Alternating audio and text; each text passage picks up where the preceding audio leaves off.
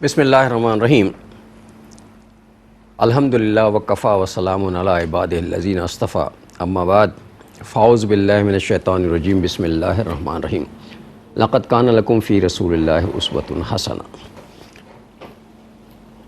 Programme سیرت النبی صلی اللہ علیہ وآلہ وسلم کے ساتھ آپ کا میزبان ڈاکٹر محمود غزنوی حاضر خدمت ہے۔ میرے ساتھ اسٹوڈیو میں تشریف فرما ہیں ہم سب کے پسندیدہ اسکالر جناب شجاع الدین شیخ۔ ہر ہفتے اور اتوار کی رات 9 بجے ہماری اور آپ کی کیو ٹی وی کے ذریعے ملاقات ہوتی ہے، اور یہ کوئی باقاعدہ اسکرپٹڈ پروگرام نہیں ہے، بس ہم آپ سے باتیں کرنے آ جاتے ہیں، آپ کے ٹی وی لاؤنج میں بیٹھ کر کچھ گفتگو کرتے ہیں سیرت کے حوالے سے، کچھ اپنے معاشرتی حالات کے حوالے سے جو سیرت کے تناظر میں ہوتے ہیں۔ ہمیں کیسے زندگی گزارنی چاہیے، ہمارے پاس نمونہ جو ہے موجود ہے، اس نمونے کے حوالے سے ہماری گفتگو جو ہے وہ جاری و ساری ہے۔ اور پچھلا پروگرام اس بات پہ ختم ہوا تھا کہ بھائی اس بات کی دعا کرنی چاہیے کہ اللہ تعالیٰ علم نافع ہمیں عطا فرمائے۔ علم ہونا اور بات ہے، علم نافع ہونا بالکل الگ بات ہے۔ ہم بہت زیادہ علم ہونا کریڈٹ نہیں ہے، کم علم ہو، فائدہ مند ہو دوسرے کو اور اپنی ذات کو اس کا فائدہ مل سکے، یہ ایکچول کریڈٹ ہے۔ تو وہ شجاع صاحب کی طرف چلتے ہیں، پچھلے پروگرام کا ریکیپ لیتے ہیں، پھر انشاءاللہ آگے کی طرف چلیں۔ السلام علیکم۔ وعلیکم السلام۔ ڈاکٹر صاحب مزاج گرامی تو محسوس ہو رہا ہے۔ ہاں وہی فلو ہے، اصل میں سیزن چلا ہوا ہے، کچھ ڈسٹ الرجی بھی ہے، کچھ موسم بھی تبدیل ہو رہا ہے، لیکن الحمدللہ اس قابل ہیں کہ بات ہو سکتی ہے۔ اللہ تعالیٰ آپ کو اور تمام بیماروں کو ایمان کے ساتھ مکمل صحت عطا فرمائے۔ جزاک اللہ خیرا کثیرا۔ بسم اللہ الرحمن الرحیم۔ اللہم صلی علی محمد وعلی آل محمد وبارک وسلم۔ رب اشرح لی صدری ویسر لی امری واحلل عقدۃ من لسانی یفقہوا قولی واجعل لی وزیرا من اہلی آمین یا رب العالمین۔ گزشتہ پروگرام میں بات یہاں تک پہنچی کہ یہ دور بہرحال میڈیا کا دور کہلاتا ہے، اور اللہ کے دین نے ہمیں رہنمائی عطا کی ہے۔ دین کی دعوت پیش کرنے کے لیے بھی ہم سیرت النبی صلی اللہ علیہ وسلم سے رہنمائی لیتے ہیں کہ وقت کا دستیاب میڈیا استعمال کیا جائے گا۔ کوہ صفا کے واقعے کا تذکرہ ہوا، وہاں جو شر کا پہلو وہ عرب کے لوگ یا مشرکین مکہ اختیار کرتے، اس کو اللہ کے رسول نے چھوڑ دیا صلی اللہ علیہ وسلم، اور جو معروف طریقہ تھا وہاں پر بات پیش کرنے کا حضور نے اس کو اختیار کیا، شر کے پہلو کو مائنس کرتے ہوئے۔ ہم بھی یہ سمجھتے ہیں، اس لیے یہاں پر بیٹھے کہ اس وقت جو یہ میڈیا سیٹلائٹ چینلز کا اور پھر اب سوشل میڈیا بہرحال اویلیبل ہے، اس کو احتیاطوں کے ساتھ، اور پھر ہم نے ایڈ کیا تھا پروٹوکولز کے ساتھ، چیک اینڈ بیلنسز کے ساتھ، دینی وقار کو سامنے رکھتے ہوئے، دینی مزاج کو سامنے رکھتے ہوئے، سیرت سے رہنمائی لیتے ہوئے استعمال کیا جائے تو اس کا فائدہ ہوگا انشاءاللہ تعالی۔ اللہ تعالیٰ شرور کے پہلو سے ہم سب کی حفاظت فرمائے۔ آمین۔ پھر بات چلی تھی تحقیق کے اعتبار سے، تو ہمارا دین تو علم کی بنیاد عطا کرتا ہے۔ تمام انبیاء رسول نے علم کی اہمیت کو اجاگر کیا، اور نبی اکرم علیہ الصلوۃ والسلام کے تعلق سے تو قرآن کریم اقرا پہلی وحی عطا کر رہا ہے۔ اللہ تعالیٰ 2 مرتبہ اقرا کا لفظ آتا ہے، علمہ کا لفظ آتا ہے، قلم کا لفظ آتا ہے۔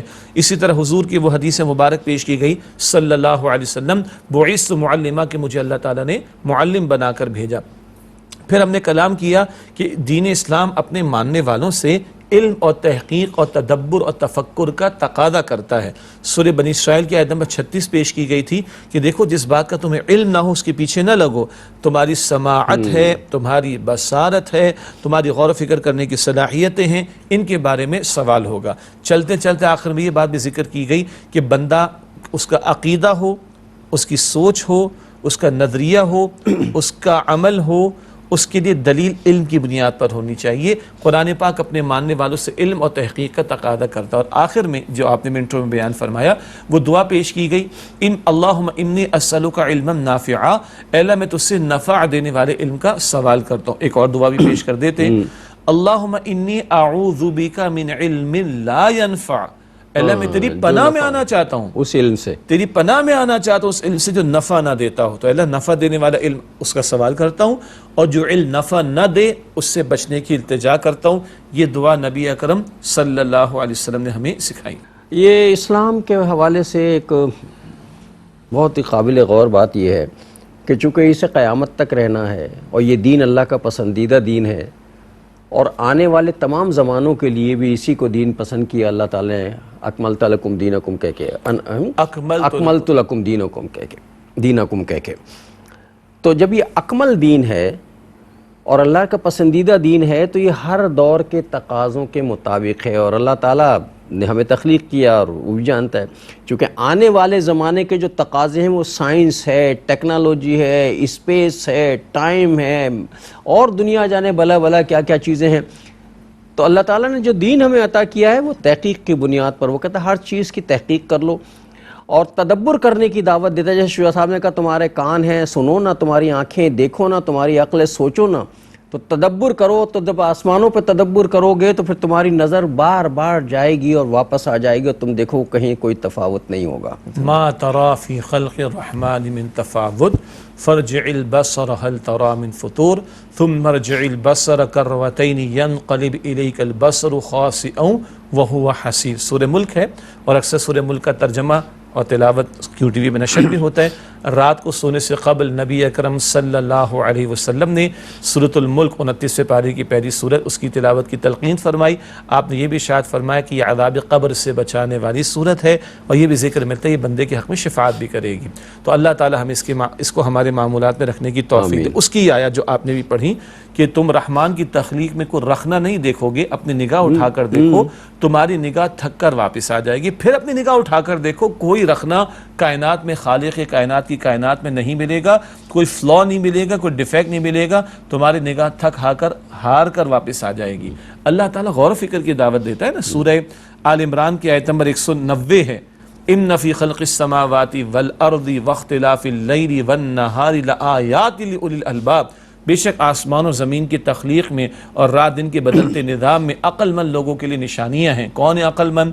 الذین یذکرون اللہ قیاما وقعودا وعلی جنوبہم، جو اللہ تعالیٰ کا ذکر کرتے کھڑے ہونے کی حالت میں اور بیٹھنے کی حالت میں اور کروٹوں پر بھی، وَيَتَفَكَّرُونَ فِي خَلْقِ السَّمَاوَاتِ وَالْأَرْضِ، اور آسمان و زمین کی تخلیق میں غور و فکر کرتے ہیں۔ نتیجہ کیا نکلتا ہے؟ ربنا، توحید، اے ہمارے رب، ما خلقت ھذا باطلا، تو نے سب بیکار پیدا نہیں کیا، سبحانک، اللہ تو ہر عیب سے پاک ہے، تو بیکار کسی شے کو پیدا کرے تو اس سے پاک ہے، فقنا عذاب النار، پس ہمیں آگ کے عذاب سے بچا لے۔ یہ بڑا پیارا اسلوب ہے، کائنات کا غور و فکر بندے کو توحید کی طرف لاتا ہے۔ کوئی تو ہے جو نظام ہستی چلا رہا ہے، وہی خدا ہے، اور یہ توحید کا سفر پھر اس کو اور آگے بڑھاتا ہے اور آخرت کی طرف لے کے جاتا ہے۔ کائنات میں مقصدیت نظر آتی ہے، ہر شے مقصدیت کے ساتھ ہے، تو تم بھی بے مقصد تھوڑی پیدا کیے گئے ہو، تمہیں بھی بامقصد طور پر پیدا کیا گیا۔ یہی بات سورۃ الفاتحہ کی ترتیب میں بھی ہے، پہلے الحمدللہ رب العالمین، عالمین کے رب کی صناعی اور خلاقی پر غور و فکر کرو، کائنات میں پہچان لو گے الحمدللہ رب العالمین، الرحمن الرحیم، مالک یوم الدین، یہ توحید اور آخرت کا ذکر ساتھ ساتھ آ گیا۔ اچھا، بات چلی ہے تو ان آیات کی ایک اور اہمیت، نبی مکرم صلی اللہ علیہ وسلم پر جب یہ آیات نازل ہوئیں جس رات، تو حضور پوری رات روتے رہے ہیں۔ اللہ اکبر۔ یہ سورہ آل عمران کا آخری رکوع ہے، کائنات میں غور و فکر کی دعوت کا تذکرہ، بڑی پیاری دعائیں اس مقام پر آئی ہیں۔ تو نمبر 1، اللہ کے پیغمبر روئے۔ اچھا، رونا کبھی کسی غم کی وجہ سے بھی ہوتا ہے، رونا کبھی خوف کی وجہ سے بھی ہوتا ہے، اور کبھی رونا خوشی کی وجہ سے بھی ہوتا ہے، مسرت کی وجہ سے بھی ہوتا ہے، خوشی کے آنسو نکل آتے ہیں، خوشی کے آنسو۔ تو مفسرین نے یہ ذکر کیا، اتنا عظیم خزانہ ان آیات کا اللہ نے حضور کو عطا فرمایا، یہ مسرت کا بھی اظہار تھا، ایک بات۔ دوسری بات، اللہ ہمیں توفیق عطا فرمائے، جب اللہ کے پیغمبر علیہ السلام روزانہ تہجد کے لیے بیدار ہوتے تو آسمان کی طرف نگاہ بلند کر کے ان آیات کی تلاوت فرماتے۔ سورہ آل عمران کی آخری آیات 190 اونورڈز، جب حضور رات کو بیدار ہوتے تہجد کے موقع پر تو آسمان کی طرف نگاہ بلند دیکھتے اور ان آیات کی تلاوت فرماتے۔ اب اس کے ذیل میں ایک حدیث مبارک، حضور فرماتے صلی اللہ علیہ وسلم، تفکروا فی خلق اللہ ولا تتفکروا فی اللہ، اللہ تعالیٰ کی تخلیق میں غور و فکر کرو، اللہ تعالیٰ کی ذات میں بحث نہ کرو۔ اللہ تعالیٰ کی تخلیق میں غور کرو گے، پہنچو گے، کوئی تو ہے جو نظام ہستی چلا رہا ہے، لیکن اللہ تعالیٰ کی ذات میں بحث نہ کرو۔ کیوں؟ ہم پہنچ ہی نہیں سکتے، نہیں پہنچ سکتے، ہمارے دسترس میں ہی نہیں ہے۔ جی، قرآن پاک کہتا ہے سورہ شورى کی آیت نمبر 11 میں، لیس کمثلہ شیء، اللہ تعالیٰ کی مثال کی مانند بھی کوئی شے نہیں ہے۔ ذرا ایک نقطہ اس میں بھی، وہ علماء پڑھتے ہیں نا خطبے میں، لا مثل لہ ولا مثال لہ، نہ اللہ کی مثل کوئی ہے نہ اس کے لیے کوئی مثال ہے۔ اور سورہ شورى کی آیت 11 میں ہے، لیس کمثلہ شیء، اللہ کی مثال کی مانند بھی کوئی شے نہیں۔ کیوں؟ ہم جو کوئی مثال سوچیں گے وہ ہمارے مشاہدات میں سے ہوگی، اور مشاہدے میں وہی کچھ آئے گا جو تخلیق ہے، جو تخلیق ہے، جو ہم دیکھ سکتے ہیں. ہاں تو مخلوق کی مثال خالق کے لیے چشمہ کریں گے تو معاذ اللہ شرک ہو جائے گا. تو اللہ تعالیٰ کی مثال بھی ممکن نہیں. ہاں اللہ کو اس کی تخلیق سے پہچانو، اس کی خلاقی سے پہچانو، اس کی صناعی سے پہچانو، اس کے انعامات سے پہچانو. یہ حضور ہمیں تعلیم دے رہے صلی اللہ علیہ وسلم، تفکروا فی خلق اللہ ولا تتفکروا فی اللہ. اللہ تعالیٰ کی تخلیق میں غور و فکر کرو، اللہ کی ذات میں بحث نہ کرو. میرے خیال کی وسعت سے ماورا تو ہے. اللہ تعالیٰ کسی کے خیال میں نہیں آ سکتا، لیکن اللہ تعالیٰ نے جو چیزیں تخلیق کر دی ہیں اور ان پہ غور و تدبر، جیسے ابھی شجاع صاحب فرما رہے تھے کہ اس کائنات میں غور کرو، زمین و آسمان میں غور کرو، یہ ستارے کیسے ہیں، یہ آسمان بغیر ستون کے کیسے لٹکا ہوا ہے. یہ اسپیس سائنس ہے ساری کی ساری. اور چونکہ سائنس اور ٹیکنالوجی کا زمانہ ہے، تو اسپیس سائنس کے حوالے سے جن لوگوں نے بھی تحقیق کی ہے ان پر اللہ کے کائنات کے سربستہ راز کھلتے چلے گئے ہیں. جی اور ایسے کھلے ہیں کہ حیرت انگیز طور پر وہ خود دنگ رہ گئے ہیں اور کہتے ہیں کہ نہیں جی کائنات جو ہے اس کا خالق کوئی ہے. جی دو باتیں اس میں ایڈ کرنا چاہوں گا. وہ آپ نے کہا نا اللہ تو عقل میں آ نہیں سکتا، نہیں آ سکتا. ہماری عقل محدود، اللہ کی صفات لامحدود. اچھا بڑا مشہور شعر ہے، یقیناً آپ ابھی واقف ہوں گے. تو دل میں تو آتا ہے سمجھ میں نہیں آتا، تو دل میں تو آتا ہے سمجھ میں نہیں آتا، پس میں جان گیا تیری پہچان یہی ہے. وہ دل میں آتا ہے، سمجھ میں نہیں آ سکتا. یہ ملا ہے انفس و آفاق سے یہی سبق، کہیں نہیں ہے مگر پھر بھی ہر جگہ تو ہے. اور یہ جو بات تھی نا جو سورہ آل عمران کی بھی بات ہو رہی تھی، آیت نمبر 190، لآیات لأولی الالباب، نشانیاں ہیں عقل مند لوگوں کے لیے. آیت کہتے ہیں نشانی کو، اور آیت کی جمع آیات. اچھا نشانی ہمارے علم میں اضافہ نہیں کرتی، کچھ یاد دلاتی. نشانی سائن ہمارے علم میں اضافہ نہیں کرتی، کچھ یاد دلاتی، وہ جو ہم بھول جاتے ہیں. آپ نے قلم لگا رکھا ہے، میرے جیب میں قلم موجود ہے. اگر آپ نے مجھے یا میں نے آپ کو قلم گفٹ کیا ہو، یا ہمیں کسی دوست نے گفٹ کیا ہو، اور وہ دوست کہیں چلا گیا، شہر سے باہر، ملک سے باہر، ملاقات کوئی نہیں، قلم ہم نے کہیں استعمال کر کے رکھ دیا کسی کبرڈ میں، کسی ڈرار میں. مہینوں بعد، سالوں بعد ہم اس کبرڈ کے ڈرار کی صفائی کر رہے تھے، یہ قلم سامنے آئے گا تو وہ یاد آئے گا. تو یہ نشانی ہے دوست کی نشانی. دیکھتے ہی دوست یاد آئے گا. تو دوست کی پہچان نئی نہیں ہے، جانتا ہوں، جانتا تھا، بھول ہو گئی، غفلت ہو گئی. تو آیات کیا کرتی ہیں؟ یہ غفلتوں کو دور کرتی. ورنہ اللہ تعالیٰ تو اپنا تعارف دے کر اس نے ہمیں بھیجا ہے نا، الستو بربکم. اللہ نے ہماری روحوں سے اقرار کرایا. الاعراف آیت 172. اور حضور نے حدیث میں بتایا سارے انسانوں کی ارواح موجود تھیں کہ اللہ نے فرمایا کیا میں تمہارا رب نہیں؟ سب نے کہا اللہ تو ہمارا رب ہے. تو رب کی معرفت بلٹ ان ہے، غفلت آ جاتی ہے. جب بندہ کائنات میں غور و فکر کرے گا تو اندر سے جواب ہے کہ کوئی تو ہے، وہی ہے جس کا رب ہونے کا ہم نے اقرار کر رکھا ہے. اصل میں دو قسم کی کتابیں ہیں. ایک کتاب وحی الہی ہے. بریک لے لیں پھر آ کے بات کرتے ہیں. السلام علیکم ورحمۃ اللہ وبرکاتہ. ویلکم بیک ناظرین. وقفے کے بعد پروگرام سیرت النبی صلی اللہ علیہ وآلہ وسلم میں آپ کا خیر مقدم ہے. وقفے سے پہلے میں بات کر رہا تھا کہ دو قسم کی کتابیں ہیں. ایک کتاب وحی الہی ہے جس کی تلاوت کی جاتی ہے، وہی مطلوع ہے. ایک کتاب کائنات ہے جس پر غور کرنا ہے. اللہ تعالیٰ نے ایک کتاب تلاوت کرنے کے لیے اور اس میں جو نشانیاں بیان کی ہیں وہ کتاب کائنات ہے، اس پہ غور کرنا ہے، اللہ کی نشانی.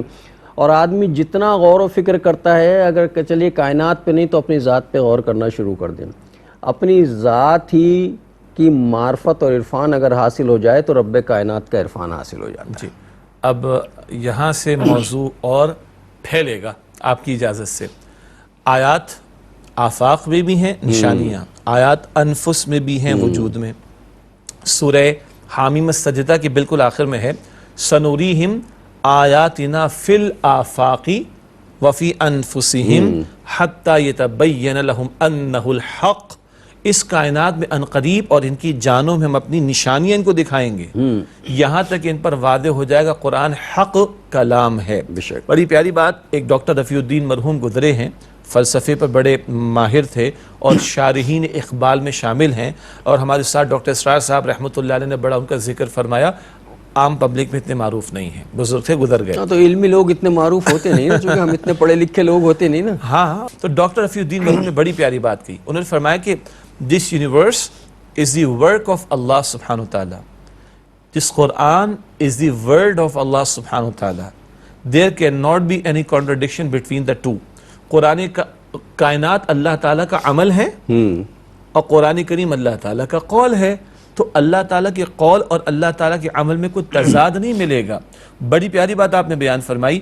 ایک کتاب کائنات وہ ہے کائنات, ایک کتاب وحی وہ ہے قرآن حکیم. دونوں پہ غور کا اجر ہے, دونوں پہ غور و فکر کا اجر بھی یہ عبادت ہے, یہ عبادت بھی ہے, اور دونوں پر غور و فکر سے کوئی الگ بات نہیں آتی, ایک ہی بات سامنے آتی ہے. کیوں؟ کائنات اللہ کا عمل اور قرآن پاک اللہ تعالیٰ کا قول ہے. اچھا, وجود میں قرآن کہتے ہیں غور کرو, وَفِي أَنفُسِكُمْ أَفَلَا تُبْصِرُونَ. سورہ زاریات کے آیت نمبر 21 میں ہے تمہارے اپنے وجود میں اللہ تعالیٰ کی نشانیاں موجود ہیں. کائنات تو بڑی شے ہے, یہ حضرت انسان اپنی ذات میں ایک پوری کائنات ہے. اور آج تحقیق اور ریسرچ اور سائنٹیفک نالج انسان کے سامنے جتنی بڑھتی چلی جا رہی ہے, کوئی واقعتاً تعصب کے اندھیروں میں بہک گیا ہو اور کسی نے ٹھان لی ہو کہ مان کر نہیں دینا تو بات الگ ہے, ورنہ انسان کو اللہ تعالیٰ غور و فکر کی دعوت دیتا ہے. ایک قطرے کے معمولی جز سے تمہاری تخلیق کا عمل اللہ نے شروع کیا.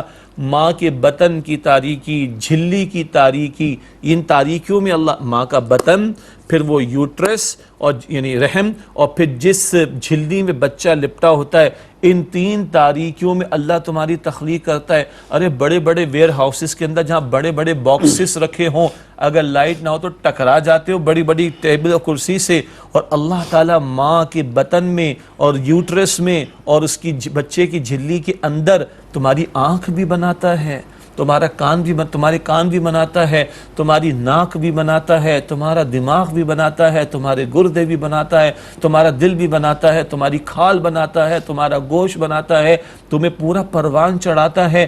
اللہ کو تلاش کرنے کے لیے کوئی دور جانے کی ضرورت ہے؟ فتبارک اللہ احسن الخالقین. احسن الخالقین.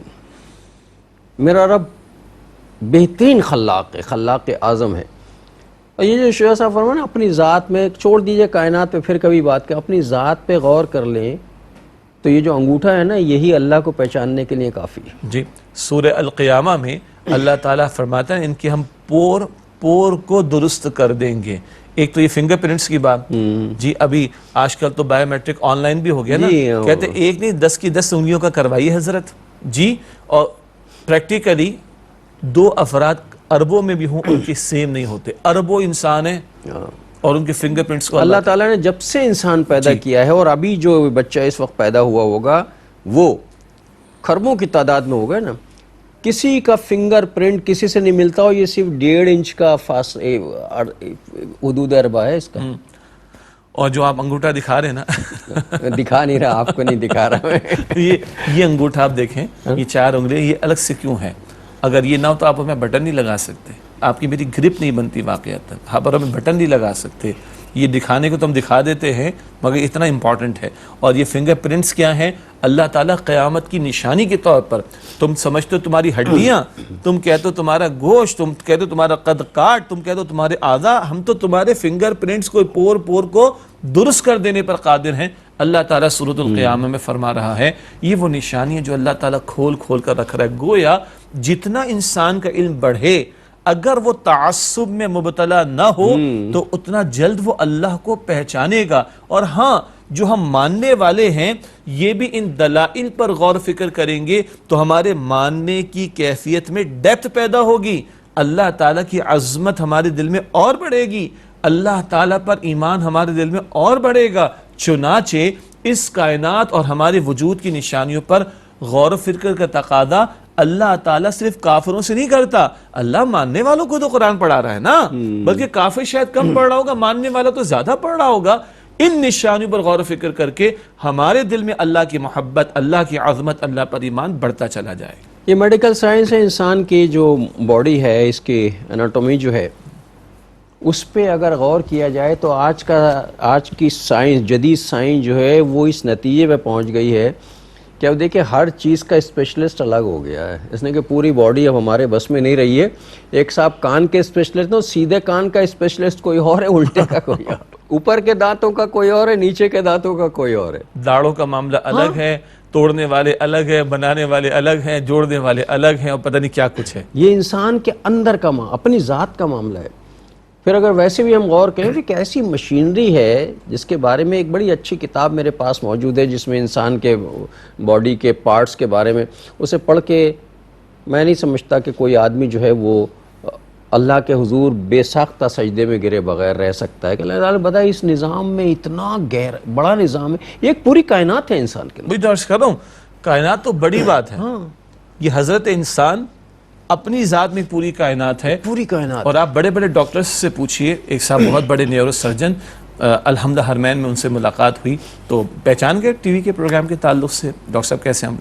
میں نے کہا آپ کا اسپیشلٹی کہا جی نیورو سرجن. میں نے کہا ڈاکٹر صاحب دماغ کتنا سمجھ میں آیا؟ کہا جتنا کھول رہے نا اتنا لگ رہا ہے کہ ہمیں کچھ نہیں سمجھ اتنے الجھتے جا رہے ہیں، الجھتے جا رہے ہیں. دماغ کے سائنس نے بڑی ترقی کر لی ہے، باڈی کے حوالے سے، پارٹس کے حوالے سے، پارٹ چینج بھی کر دیتے ہیں، سب کچھ کر لیتے ہیں، لیکن دماغ کا نیورولوجی کا معاملہ ابھی تک یہ ہے کہ دماغ کے بارے میں جتنا سوچتے ہیں اور کھولتے ہیں وہ اتنا ہی الجھتا چلا جاتا ہے. جی تو انہوں نے اعتراف کیا کہ جتنا ہم کھولتے جا رہے دماغ کو کا اتنا الجھتے جا رہے. آپ نے فرمایا، ہمارے ایک استاد نے ایک اور انداز سے کہا، جتنا علم بڑھ رہا ہے اتنا پتہ چل رہا ہے کہ ہم کتنے جاہل ہیں. یہ تو علم کا اعجاز ہے. جس آدمی کو علم زیادہ ملتا ہے اسے اپنی جہالت کا احساس ہوتا ہے. جتنے عالم ہوتے ہیں ان میں انکسار آتا جاتا ہے کہ مجھے کچھ بھی نہیں پتا. جی اور اسی لیے علماء نے فرمایا علم وہ ہے جو بندے میں حلم اور انکساری پیدا کرے، اور جس علم سے تکبر پیدا ہو رہا ہے وہ شیطانی علم، وہ شیطنت ہے. پھر اللہ تعالیٰ محفوظ رکھے، وہ علم نافع نہیں ہو سکتا. اصل میں ہر چیز کا تکبر برا ہے، اور تکبر تو بہت ہی بری چیز ہے. تکبر تو اللہ کی چادر ہے، اور اس کا معاملہ تو اللہ چٹکیوں میں کرتا ہے. مطلب جو بھی تکبر کرتا ہے اللہ اسے نہیں چھوڑتا، فوراً پکڑ لیتا ہے. ابلیس نے بھی اپنے علم پہ تکبر کیا تھا، راندہ درگاہ ہے. اصل میں سب سے خطرناک تکبر جو ہے وہ علم کا تکبر ہے. میں جانتا ہوں، مجھے پتا ہے.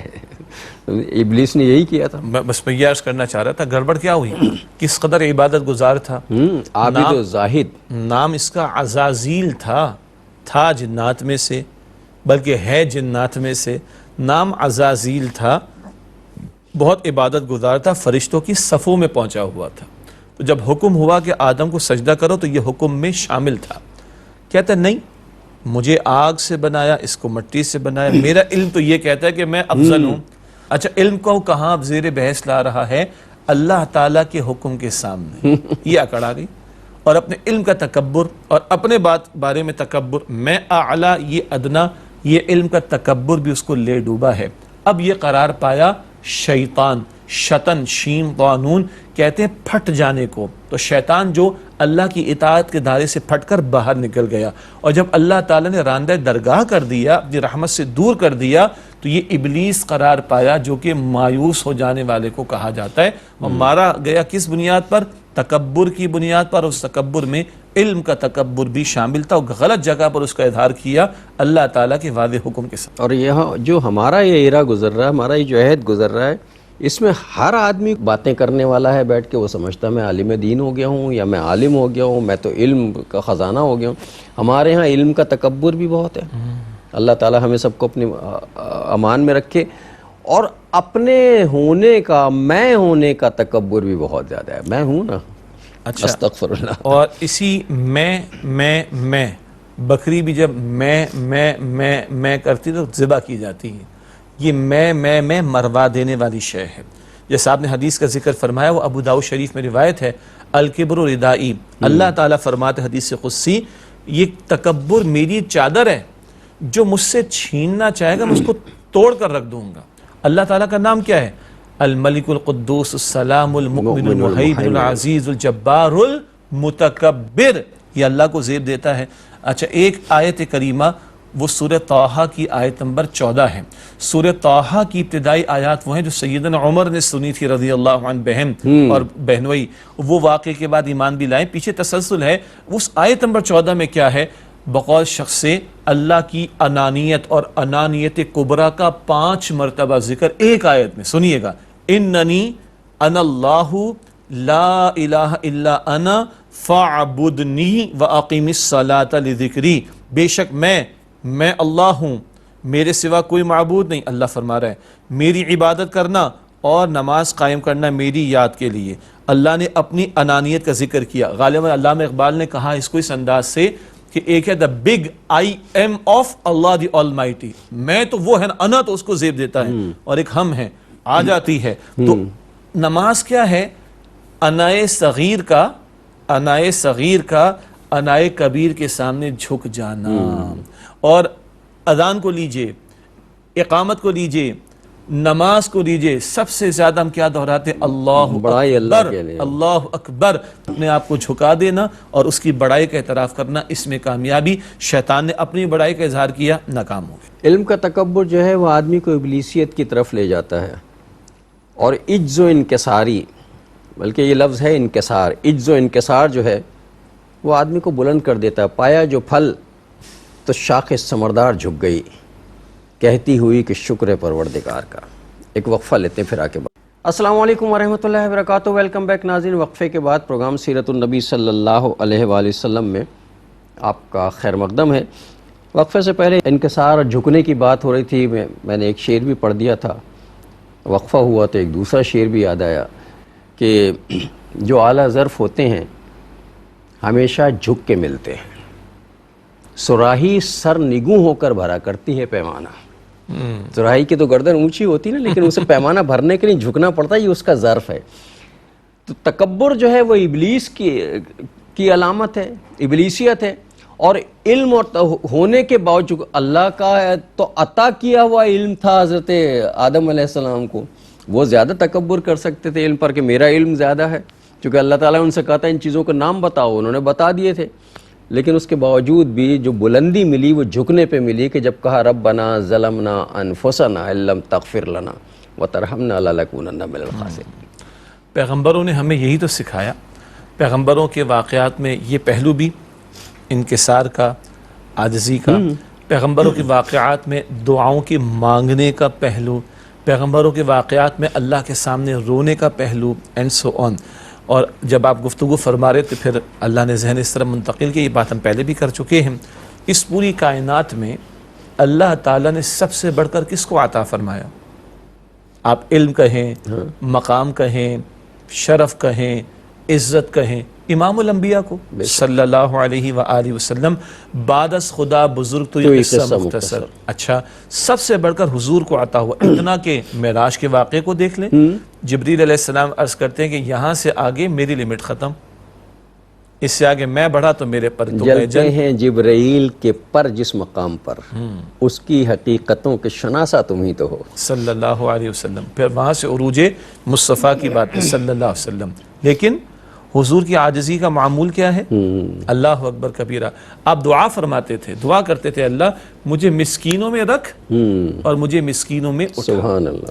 اللہ کے پیغمبر علیہ السلام اپنے صحابہ کرام کے درمیان تشریف فرما ہوتے تو باہر سے اگر کوئی آتا جو پہچانتا نہ تھا تو اس کو پوچھنا پڑتا تھا بھئی کون ہیں تمہارے پیغمبر؟ بتایا جاتا ہے ہمارے پیغمبر یہ ہیں صلی اللہ علیہ وسلم۔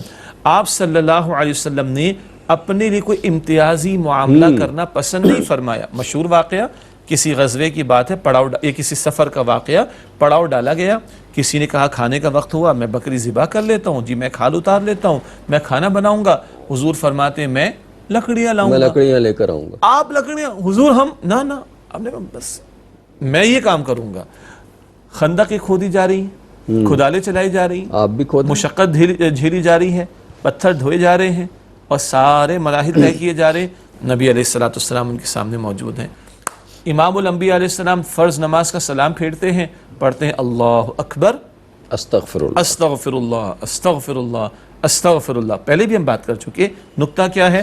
حضور تو معصوم ہے خطاؤں سے پاک، تو پیغمبروں کا استغفار کرنا امت کی تعلیم کے لیے ایک، اور وہ ان کی عاجزی کا بیان ہے۔ دو، اچھا امام الانبیاء کی نماز کیا نماز ہوگی؟ ان کا قیام، ان کا رکوع، ان کے سجدے کیا عالم ہوگا؟ لیکن نہیں، مالک تیرے حکم پر جھک تو گیا، جھکنے میں اگر کوئی کمی ہو اس پر بھی استغفار۔ یہ تو ہم ہیں جو سمجھتے ہیں کہ استغفار فقط گناہوں پر کی جاتی ہے. یا تو حضور کی نماز کے بعد استغفار کا اہتمام. پھر عرض کر دیتے ہیں معصوم ہیں, خطاؤں سے پاک ہے, امت کے لیے تعلیم ہو رہی. تو جن کو اتنا کچھ عطا ہوا, آپ فرما دیں میں دن میں 100 مرتبہ استغفار کرتا ہوں, آپ تو معصوم ہیں. اور استغفار تو اللہ کے خزانوں میں سے ایک خزانہ ہے. جی, تو جن کا یہ عالم, جن کو پوری کائنات کی سیر اللہ کرا رہے ہیں نا, کیا سارے خزانے اللہ تعالیٰ نے کھول دیے ہیں, ان کی عاجزی کا یہ عالم ہو, تو باقی ہمارے جیسے ہما شما کسی کی اوقات ہے کیا, کسی کی حیثیت ہے کیا؟ معاف کیجئے گا ذرا تھوڑا سا دوسرے انداز کا رہے, کوئی بیچتا کیا ہے کہ کچھ سمجھے اور اس کے اندر کچھ آ جائے. ہمارے ہاں تو یہی ہوتا ہے. اسلام نے تو ایسا کوئی پروٹوکول, ابھی جو فرما رہے تھے کہ رسول اللہ صلی اللہ علیہ وسلم کا تو عالم یہ تھا کہ سفر پہ نکلے اور جب کھانے کا انتظام تو کہا کہ فلاں چیز وہ لائیں گے, فلاں وہ لائیں گے, فلاں کہ لکڑیاں میں لے کر. یہ ہماری قیادت کے لیے ایک مثال ہے کہ قائد ایسا ہوتا ہے جو اپنے عوام کے ساتھ, اپنے لوگوں کے ساتھ, جو اس کے فالوورز ہیں ان کے ساتھ چلتا ہے تو انہی جیسا رہتا ہے. بالکل. تو بس یہاں پہ یاد رہے, لقد کان لکم فی رسول اللہ اسوۃ حسنہ, یقیناً تمہارے لیے رسول اللہ صلی اللہ علیہ وسلم کی زندگی میں بہترین نمونہ موجود ہے. ایک اور بات اللہ تعالیٰ نے یاد دلائی, اللہ کے پیارے پیغمبر صلی اللہ علیہ وسلم نے ارشاد فرمایا, جو سلام کرنے میں پہل کرتا ہے وہ تکبر سے بچا لیا جاتا ہے. جو سلام کرنے میں پہل کرتا ہے وہ تکبر سے بچا لیا جاتا ہے. نبی صلی اللہ علیہ وسلم تو آگے بڑھ کر بچوں کو بھی پہلے سلام فرمایا کرتے تھے. ہم ذرا چیک کر لیں. نہیں, ہم یہ کہتے ہیں کہ میں بڑا ہوں, مجھے پہلے سلام کرو, میں ہوں, اور میں اسے سلام کروں گا. یہ چپراسی ہے, یہ چوکیدار ہے, یہ ڈرائیور, میں اسے سلام کروں گا. رسول اللہ صلی اللہ علیہ وسلم سے جب مدینہ کی ریاست قائم ہوئی تھی اور نئی نئی ریاست قائم ہوئی تو ایک بدو نے آ کے پوچھا کہ حضور صلی اللہ علیہ وسلم بہترین اسلام کیا ہے؟ آپ صلی اللہ علیہ وسلم نے فرمایا کہ سلام کرو اور بھوکے کو کھانا کھلاؤ. تو یہ کیا ہے بہترین اسلام کی علامات؟ لوگوں کو سلام کرو اور بھوکوں کو کھانا کھلاؤ. تو ہم غور کر لیں, کیا ہم انتظار میں رہتے ہیں کیونکہ یہ چپڑاسی ہے, کیونکہ یہ چوکیدار ہے, کیونکہ یہ ڈرائیور ہے, کیونکہ یہ کلرک ہے, کیونکہ یہ چھوٹا ہے, کیونکہ یہ سبارڈینیٹ ہے, کیونکہ یہ بیوی ہے, کیونکہ یہ میرا بیٹا ہے, کیونکہ یہ میرا شاگرد ہے, کیونکہ یہ میرا مقتدی ہے, کیونکہ یہ چھوٹا ہے تو یہ سلام کرے گا؟ تو بھائی اسی کا نام تکبر ہے, اسی کا نام تکبر ہے. کیونکہ حضور کیا فرما رہے صلی اللہ علیہ وسلم, جو سلام میں پہل کر لے وہ تکبر سے بچایا جاتا ہے. بات یہ بڑی سخت, لیکن حضور نباز ان سے بڑھ کر کون ہوگا صلی اللہ علیہ وسلم. ایک ایک بات پر انہیں ہمیں رہنمائی عطا کی ہے. ہم سب چیک کر لیں, یہ سیدھا سادہ ایک ترازو ہمیں دے دی گئی, ایک بیرو میٹر دے دیا گیا, لگا کے چیک کر لیں, اندر سے جواب آ جائے گا کہ تکبر ہے یا نہیں.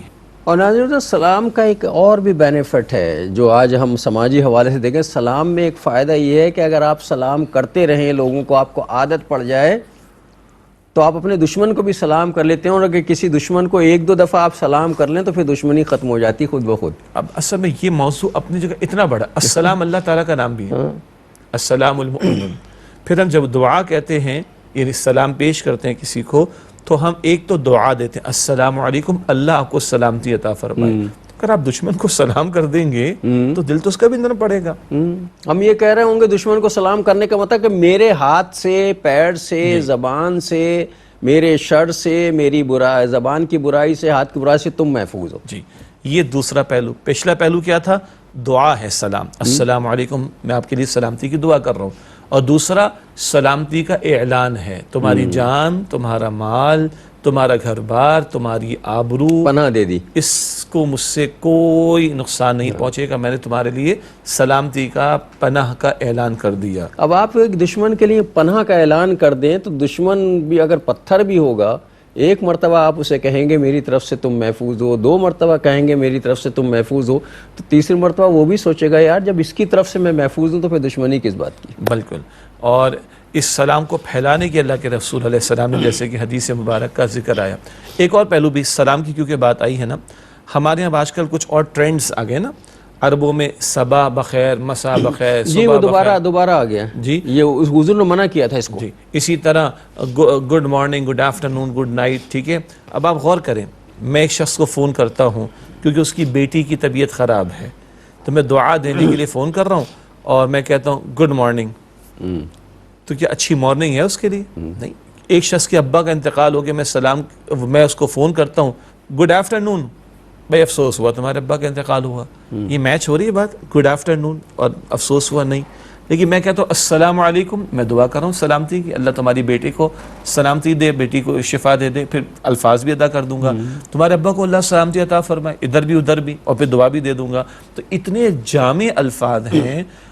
سلامتی کا اعلان بھی ہو رہا ہے، سلامتی کی دعا بھی ہو رہی ہے، اور صبح دوپہر شام رات، خزاں بہار خوشی غمی، حالت کس طرح کی بھی ہو، ہر حال میں بہترین الفاظ ہیں جو اللہ تعالیٰ نے ہمیں سکھا دی. بہترین انتہائی ہے. ناظرین محترم، بات سے بات نکلی تو ایک بات میرے ذہن میں آئی ہے، میں چاہتا ہوں کہ آپ کے گوش گزار کرا دی جائے.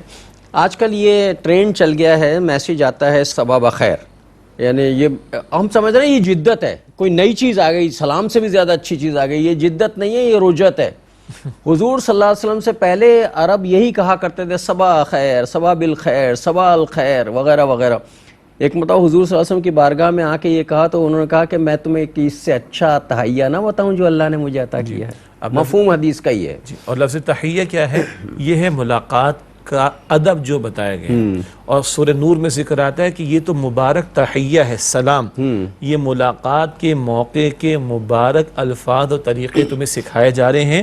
مبارکتاً یہ اللہ کی طرف سے برکت والا تحیہ. اور دلچسپ بات، جنت والوں کا تحیہ کیا ہوگا؟ سلام کہیں گے. سلام. فرشتوں کا تحیہ کیا ہوگا؟ سلام. اور سب سے بڑھ کر اللہ تعالیٰ فرمائے گا سورہ یاسین میں، سلام قولا من رب الرحیم، رب رحیم کی طرف سے سلام کہا جائے گا. تو میرے بھائیو، میرے دوستو، ویسی بس دوستانہ ماحول میں ایک بات ہے، یہ جو میسیج آتے ہیں نا صباح الخیر والے، ان کو فارورڈ نہ کیا کریں، یہ برے ہیں. اس کی جگہ السلام علیکم جو ہے فارورڈ کیا کریں، اس سے ثواب بھی ملتا ہے، اس سے لوگوں کو مطلب ہماری طرف سے دعا بھی جاتی ہے. اور جو طریقہ ہمیں رسول اللہ نے سکھایا، اس سے زیادہ بہتر طریقہ کوئی نہیں ہو سکتا اس کائنات میں. تو یہ جو نئی چیزیں آ گئیں جسے جدت کہہ رہے ہیں، یہ جدت وجت نہیں ہے، یہ رجت ہے. اس کی طرف نہ پلٹیں، برائی کی طرف پلٹ رہے ہیں ہم مذاق ہی مذاق میں. اب یہ مذاق ہی مذاق میں ہمارے پروگرام کا ٹائم بھی ختم ہو رہا ہے. تو انشاءاللہ گفتگو جو ہے اس کو جاری و ساری رکھیں گے. اگلے پروگرام میں زندگی بخیر تو ملاقات ہوگی.